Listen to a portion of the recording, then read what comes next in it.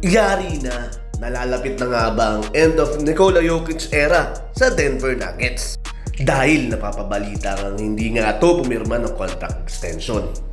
Alam naman natin na si Nikola Jokic ang best player ng Denver Nuggets, arguably best player sa NBA.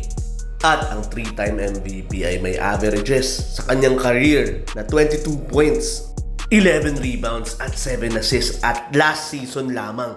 Legendary nga ang numero nito, averaging 30 points, 12 rebounds and 10 assists. Grabe! Wala ka nang masasabi sa produksyon ng isang Nikola Jokic.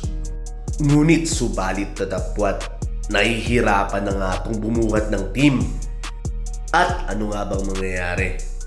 Saang team nga ba na mabagay si Nikola Jokic? Kayo, Boleros Nation, ano sa tingin nyo? Lilipat na nga ba si Nikola?